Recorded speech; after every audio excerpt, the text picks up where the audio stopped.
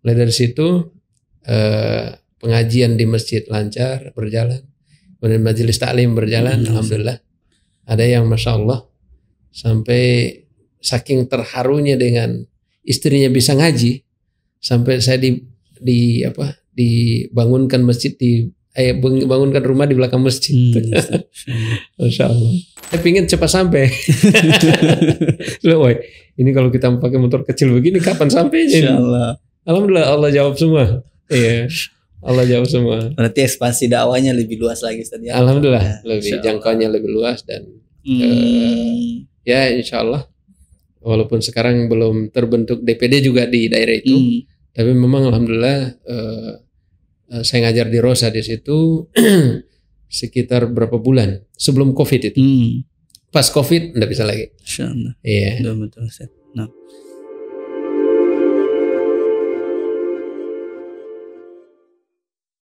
Ya Ustaz, mungkin sedikit saya mau masuk di ruang lingkup keluarga tuh Ustaz. Kayaknya agak menarik kita bahas ini Ustaz. Sekarang kan baru punya rumah sendiri Ustaz. Lama sekali nih baru punya rumah. Apalagi usia pernikahan wah Masya Allah sudah puluhan tahun. Iya, saya saja mungkin yang baru menikah sudah mau bangun rumah.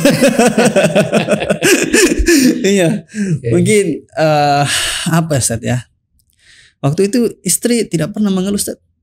Kenapa begini sekali kondisi? Kalau istri ini kebetulan dia masa mudanya itu termasuk pedagang.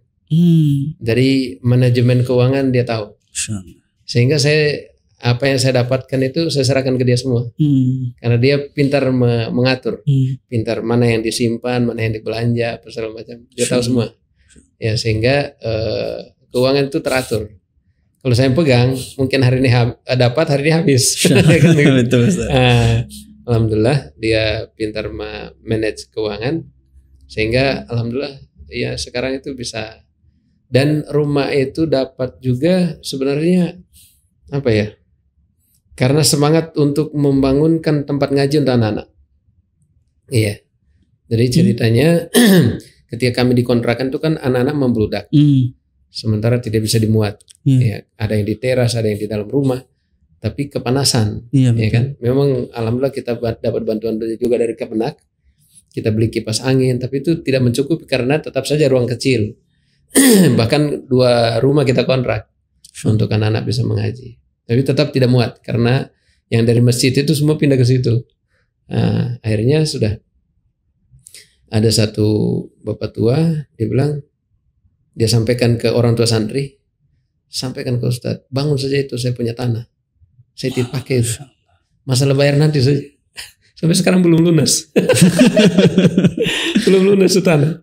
Oh, itu bukan tanah tersendiri Ustadz? Bukan, itu di cicil itu. Tapi alhamdulillah ada saja jalannya. Sudah, saya undang orang tua santri, kita musyawarah, ini ada tanah ini bagaimana? Sudah bangun saja. Padahal yang hadir musyawarah berapa orang? 3 orang. 2 orang ibu, 1 bapak. Yang hadir musyawarah kesepakatan itu. Itu 2020. Ya, 2020 pas masa Seroja itu. Iya. Seroja. Sebelumnya COVID tahun 2009 akhir. Masuk 2020 COVID. Setelah itu Seroja tahun 2021 ya. Iya, 2021 itu kita mulai bangun dari Maret selesai Juli sudah pakai untuk anak-anak mengaji. Jadi kami tetap dikontrakan tapi ngajinya sudah pindah ke situ. Iya. Tanah belum dibayar. Yang penting sudah ada bangunan. Sudah ada. Karena beliau saya kesampaikan sendiri. Sudah Ustaz, untuk masalah bayaran nanti. Yang penting anak-anak bisa mengaji di situ. Alhamdulillah. Itulah memang kalau ternyata di luar sana itu banyak orang mau berbuat kebaikan. Tapi siapa yang memulai? Nah itu. Dan itu kami rasakan ketika kami memulai suatu proyek kebaikan itu. Masya Allah, ada yang sumbang batu, ada pasir, ada kerikil, ada semen, ada batako, macam-macam. Ada tanah uruk, ya. Jadi ternyata memang mereka mau menyumbangkan, mensedekahkan uangnya, tapi mau kemana gitu. Iya. Alhamdulillah setelah kita buka jalan itu ternyata memang banyak. Ya alhamdulillah. Dan di situ Ustaz terbangun ukuran 6x12. Wih, lumayan besar. Iya, lumayan besar alhamdulillah. Tapi sekarang juga sempit juga karena banyak santri. Iya. Banyak santri. Jadi ya tetap tidak cukup juga. Insyaallah. Tapi di sana Ustaz mayoritas Islam memang Ustaz atau kalau di kompleks itu memang alhamdulillah ada teman-teman tetangga ada dari Manggarai yang satu bahasa dengan saya ada. Tapi kita hidup berdampingan aman. Dan memang banyak yang Muslim yang pindah. Rata-rata kalau dari luar itu kalau pindah ke perumahan ya Muslim. Ya. Dan yang mengambil perumahan kebanyakan Muslim. Sehingga mayoritas itu Muslim. Iya. Gitu. Kalau untuk kesusahan Ustadz, kayak misalnya, mohon maaf Ustadz, mohon maaf sekali Ustadz. Saya kan sering wawancarai ini Ustadz yang lain. Bahkan ada yang sampai tidak makan 3 hari Ustadz. Gitu. Di medan dakwahnya Ustadz. Masya Allah. Ada yang sampai meninggal bahkan Insya Allah. Saking dia memikirkan masalah umat ini, dia tidak enak makannya dan lain sebagainya. Pernah tidak Ustadz yang seperti ini dirasakan Ustadz? Saking banyaknya nikmat yang saya rasakan sehingga yang sedih itu saya tidak ingat. Iya. Jadi yang sedih-sedih itu alhamdulillah jarang lah. Iya, dan gimana ya? Kalau sedih dari segi penolakan ya. Kadang tapi untuk makan minum alhamdulillah ada saja. Kan makan itu tidak harus nasi. Ya kan? Iya kan? Makan kan tidak harus nasi kan? Iya. Iya, masalah nanti apa yang dimakan, ya intinya makan. Alhamdulillah. Iya. Tapi memang kadang di masyarakat kita tidak bisa frontal kalau masalah dakwah ya. Kita perlu menyesuaikan dengan kondisi, walaupun tidak harus terbawa arus, ya kan? Nah, dalam hal memegang prinsip yang kita pahami, ini memang tidak semua orang senang, tapi juga tidak semua orang benci. Betul Ustaz. Iya. Jadi ada yang suka, ada yang juga tidak suka. Nah, itu hal biasa menurut saya dalam dakwah. Justru itu cambukan bagi kita untuk barangkali supaya lebih dewasa dalam berdakwah. Barangkali. Ya, betul Ustaz. Seperti itu. Saya potong sedikit Ustaz. Pernah tidak makan nasi Ustaz? Itu dia. Mungkin pernah. Sering Ustaz. Iya. Tidak juga. Alhamdulillah. Saya punya prinsip begini. Ketika Allah menitipkan, bahkan minta maaf, awal saya menikah. Awal saya menikah itu bukan pekerjaan yang saya cari, tapi sajadah yang saya cari. Apa yang saya sampaikan, ya Allah, Engkau menitipkan seorang hambamu kepada saya untuk saya nafkahi, tolong bantu saya. Itu aja. Ya mungkin doa itu pas Allah kabulkan sehingga selama kehidupan saya berkeluarga itu alhamdulillah untuk kekurangan-kekurangan dari segi makanan itu masih sulit lah untuk dirasakan gitu. Iya. Ada saja lah. Iya, walaupun bukan kita yang beli gitu. Iya kan? Iya. Insyaallah. Ada saja. Karena kita hari ini kita mau ini ya. Tapi gimana ya, enggak ada uang. Tapi nanti tiba-tiba ada yang ketok pintu gitu. Iya. Ada yang ketok pintu dan pas seperti yang kita inginkan gitu. Insyaallah. Jadi ada saja. Jadi memang betul bahwa rezeki itu tidak harus dari uang kita gitu, ya kan? Ada saja jalannya untuk Allah antarkan rezeki itu kalau itu adalah milik kita. Tapi kalau bukan milik kita, walaupun kita bekerja banting tulang, setelah dapat kita mau beli itu tidak jadi, ya kan? Iya. Karena bukan rezeki kita gitu. Iya, Ustaz. Ini ya, saya banyak-banyak minta maaf ini Ustaz. Ya, siap. Saya takut sekali menyinggung Ustaz. Ya, Ustaz. Pernah tidak? Ya, tadi mungkin pernah tidak makan nasi, apapun yang datang mungkin pernah menginginkan makan sesuatu, ya. Karena apa ya, Ustaz? Kalau persoalan perut ini menurut kami hal yang sangat penting. Ya, kita tidak bisa makan, dakwah juga tidak jalan. Ya, seperti itu. Betul. Ya. Kita semangat berdakwah tapi dapur tidak berasap, istri kasihan juga. Kasihan juga. Ya. Pernah tidak Ustaz? Di suatu ketika sudah di puncaknya Ustaz. Ya. Kayaknya ini dapur sering tidak berasap mungkin. Ya. Kayaknya pulang kampung saja, lebih baik cari pekerjaan yang layak. Ya, saya tinggalkan ini semua. Ya, lebih baik ya saya punya gelar sarjana, ya mungkin akan dipercaya di kampung, mungkin bisa jadi pegawai PNS atau lain sebagainya Ustaz. Pernah berpikir begitu Ustaz? Alhamdulillah tekad saya dari awal itu, bahkan saya suatu ketika itu pernah kerja di Antang, Antang di Makassar ini. Yes. Waktu itu masih kuliah. Saya memandang itu bangunan, saya bilang ya Allah, jangan sampai selesai saya dari tiba saya bekerja seperti ini. Saya harus menginfakkan ilmu saya. Ya, karena dosen kita kan selalu menyampaikan bahwa infaknya ilmu itu adalah menyampaikan. Jadi dari situ saya bertekad, saya tidak akan kerja untuk dalam arti sampai meninggalkan dakwah. Sehingga mungkin itu yang Allah jawab. Sehingga dalam perjalanan dakwah saya tidak pernah terbetik untuk meninggalkan medan dakwah dalam rangka untuk berkehidupan yang lebih cukup. Kecuali kalau pekerjaan itu sesuai dengan dakwah saya, tugas saya sebagai pendakwah. Kalau itu yang terjadi, saya akan ambil itu pekerjaan. Tapi kalau tidak, saya tidak akan ambil. Ya, itu menjadi tekad saya dari sejak masih kuliah malah. Ya, sejak masih di Setiba. Tapi itu sudah semester akhir. Ya, kita masih waktu itu kan kalau di Setiba itu mulai 2004 itu kan sudah berbayar. Yes. Nah, sementara kita tidak ada orang tua yang ngirim. Karena dari awal saya sudah sampaikan ibu. Ibu, izinkan saya masuk Setiba, saya tidak akan menyusahkan ibu sama bapak. Dan itu tekad saya. Alhamdulillah selama saya kuliah mereka tidak pernah kirim apa-apa. Ya. Kecuali kasih beras, alhamdulillah kasih beras. Pantas keluar dari sekolah tadi Ustaz ya. Iya, keluar dari sekolah mungkin itu bagian dari Allah ilhamkan untuk saya bisa lebih fokus. Iya, lebih fokus berdakwah. Jadi selama ini untuk memberi nafkah istri itu murni memang hasil dari misalnya mengajar TPA. Iya. Betul. Begitu Ustaz ya. TPA kemudian ya kadang awalnya kan saya tidak berpikir bahwa kalau kita khutbah Jumat itu ada amplopnya. Oh iya iya kan? iya.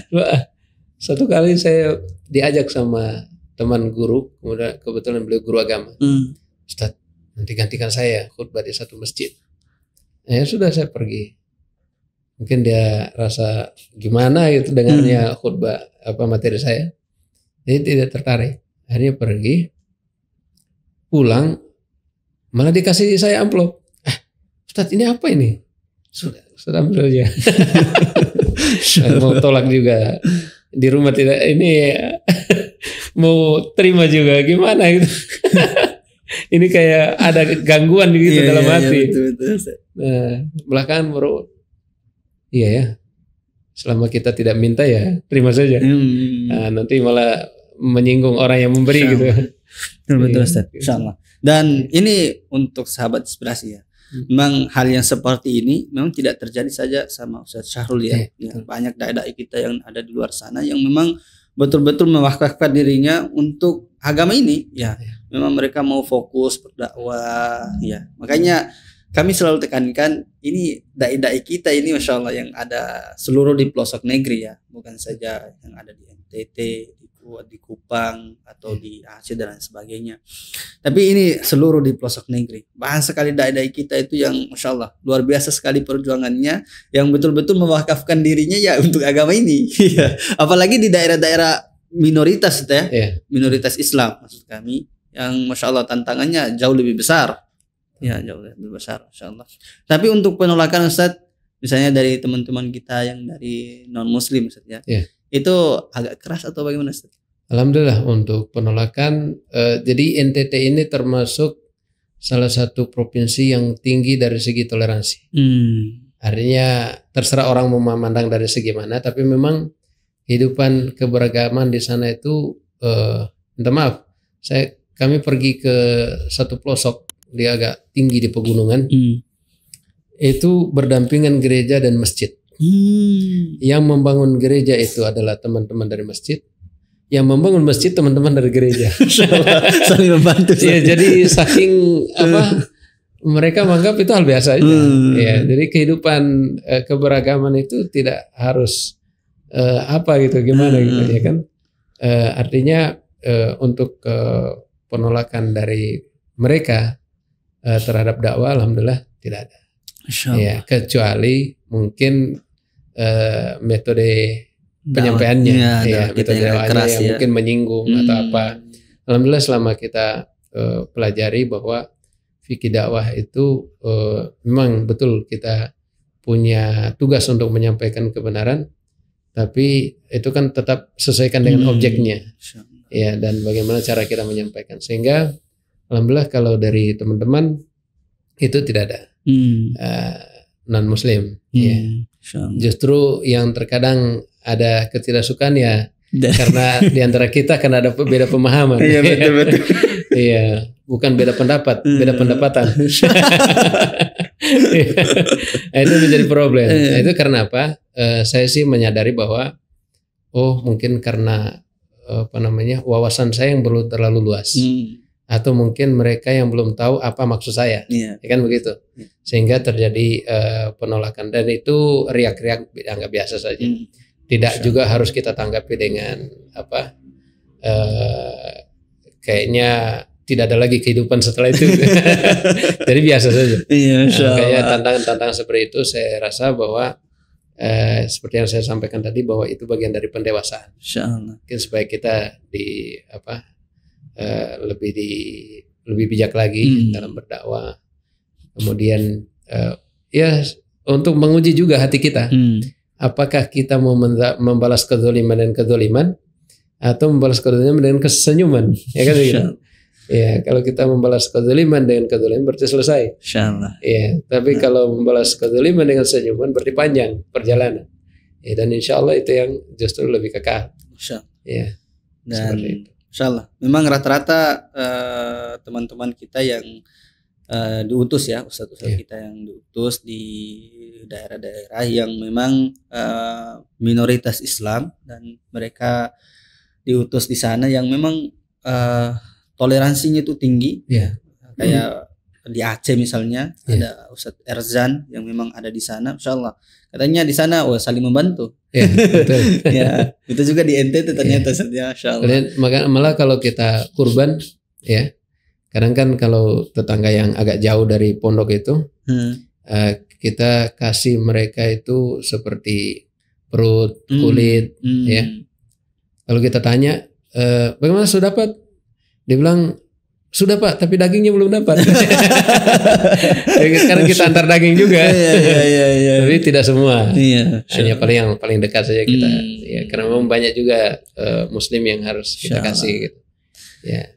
Tapi Pak RT, Pak RW kita. Ya. Berarti perkembangan dakwah di sana ya melalui Ustadz ya lumayan meningkat. Bukan melalui saya sih. Ya. Artinya banyak, alhamdulillah banyak pendakwah di sana, dan alhamdulillah kami hanya bagian kecil dari api-api besar yang menyala. Ya, sehingga alhamdulillah berjalan, dan memang peran dari teman-teman kita seperti NU, Muhammadiyah, Dewan Dakwah, Hidayatullah di sana luar biasa. Ya. Kemudian bahkan tokoh masyarakat luar biasa peran mereka, ya, termasuk dalam membimbing kami, ya. Jazahumullah khairan dalam bagaimana sinergisitas dalam dakwah, ya, kerjasama kolaborasi, sehingga dakwah ini bisa tetap eksis dan saling menguatkan. Insyaallah. Kalau dibandingkan dengan tahun-tahun awal datang ke NTT Ustaz, khususnya di Kupang, dibandingkan yang sekarang bagaimana Ustaz?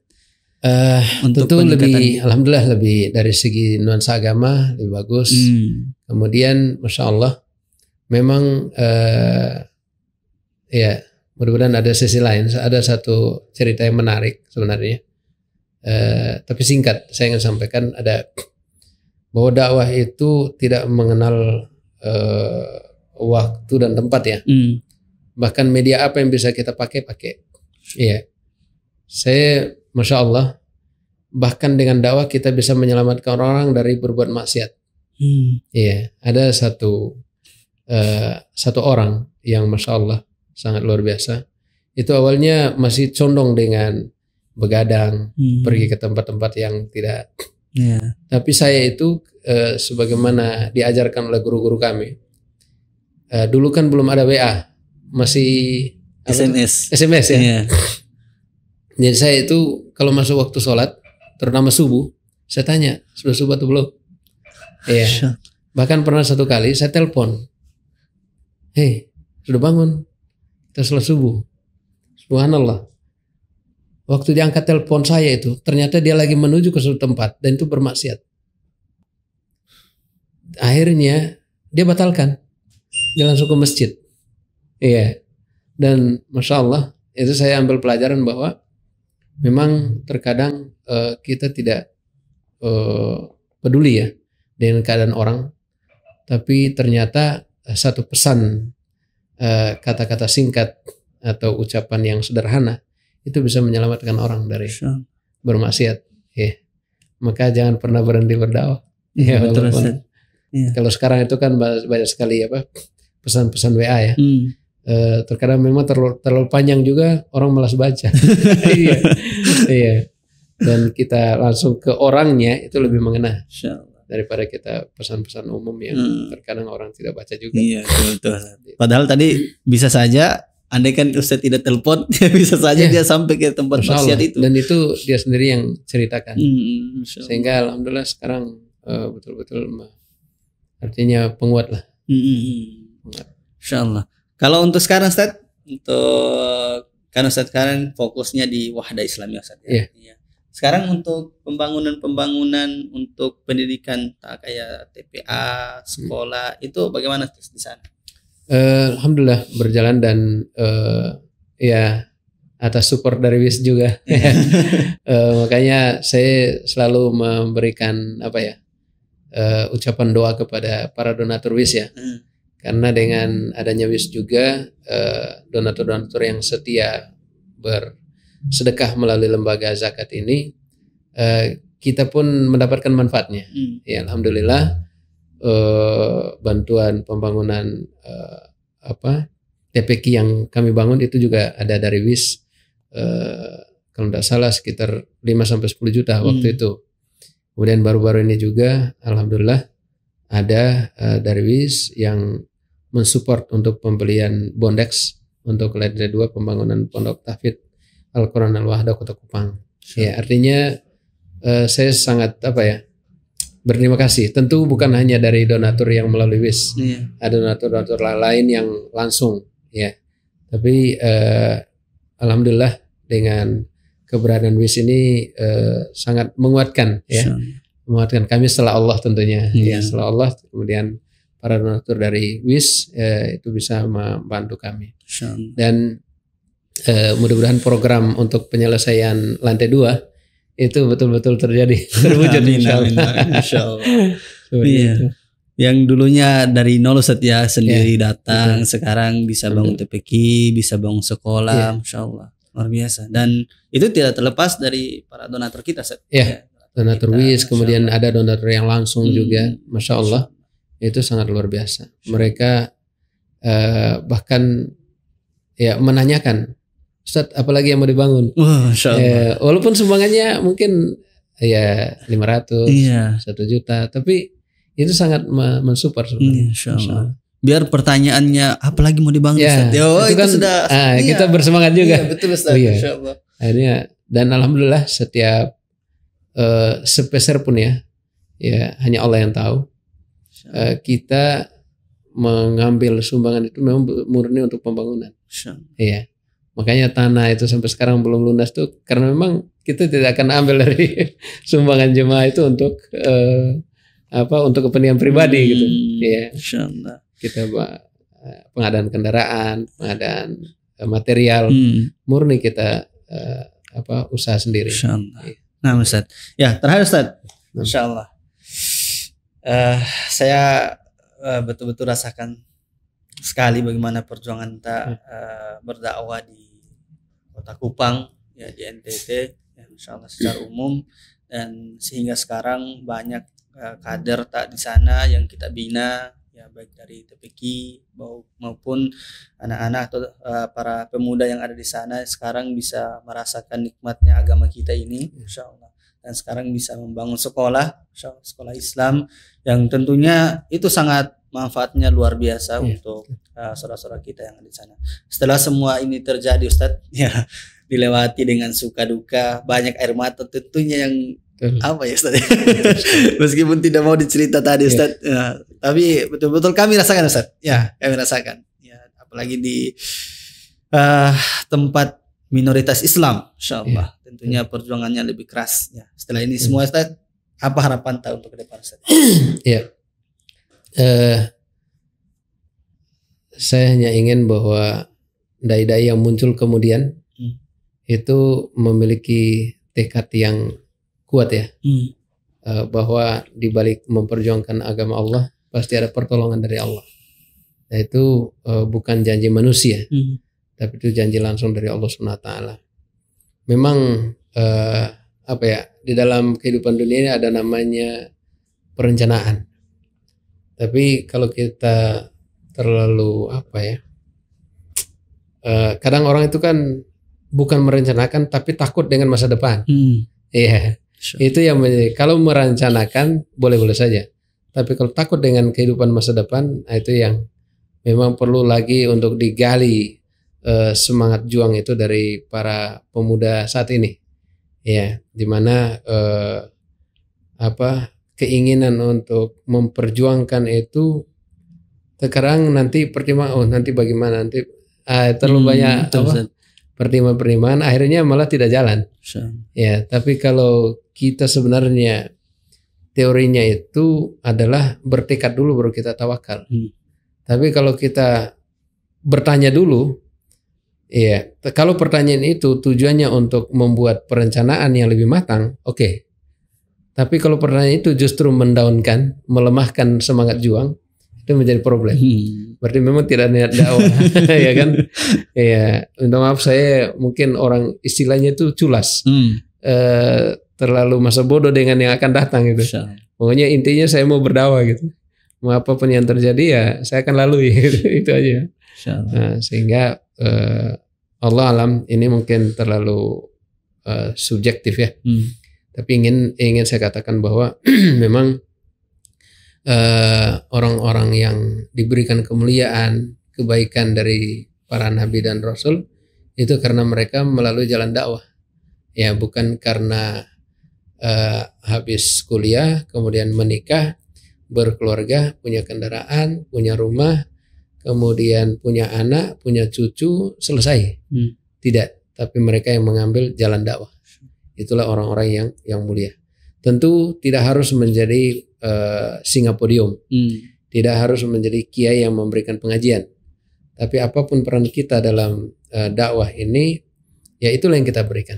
Ya, kalau kita punya harta, berikanlah harta kita untuk dakwah.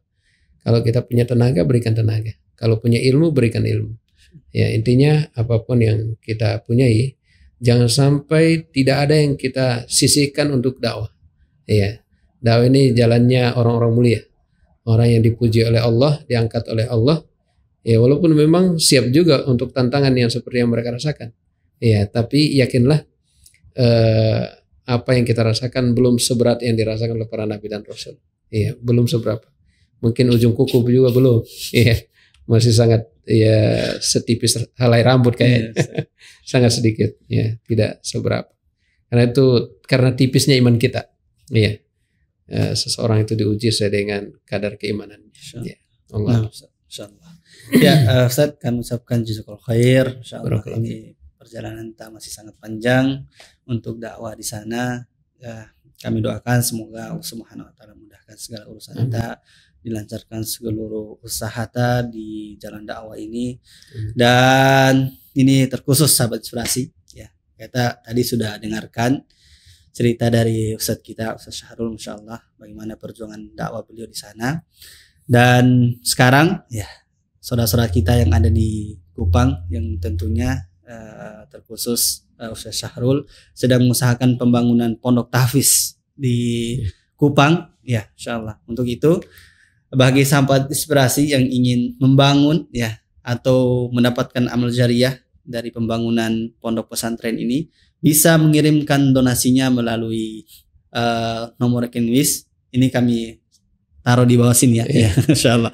Atau bisa langsung hubungi call centernya WIS untuk konfirmasi bahwa akan ada sumbangan yang akan sahabat inspirasi berikan. Mungkin kasih informasi sedikit. Ya, alhamdulillah setelah 1 tahun kami menangani Pondok Tahfidz, tahun ini alhamdulillah satu alumni kita akan menjadi duta dari NTT, mewakili provinsi untuk ikut STQ tingkat nasional di Kendari nanti bulan Oktober kalau tidak salah. Iya.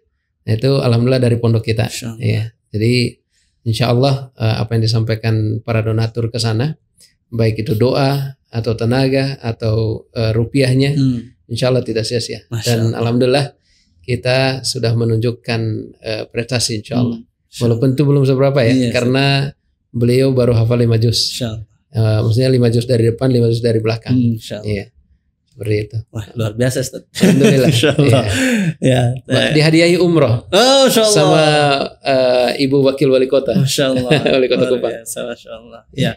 Kita sudah dengar berbagai inspirasi ya dari Syahrul, ya, santri kita yang ada di sana. Insyaallah. Meskipun pondoknya masih sementara dibangun, tapi prestasinya masyaallah kita patut acungi jempol, dan ini membangkitkan semangat kita untuk kembali ya tersadarkan bahwa kita harus bantu ya, kita harus bantu saudara-saudara kita yang semangat belajar agama di sana. Dan tentu saja ya ini menjadi salah satu motivasi kita bahwa saudara-saudara kita yang ada di NTT, terkhususnya di Kupang, itu sangat luar biasa semangatnya untuk belajar agama. Untuk itu mari kita dukung mereka untuk selalu terus belajar agama ini ya melalui donasi-donasi yang kita berikan, dan doa tentunya ya, tentunya doa yang sangat penting untuk kita berikan kepada mereka agar mereka terus bersemangat untuk belajar agama ini.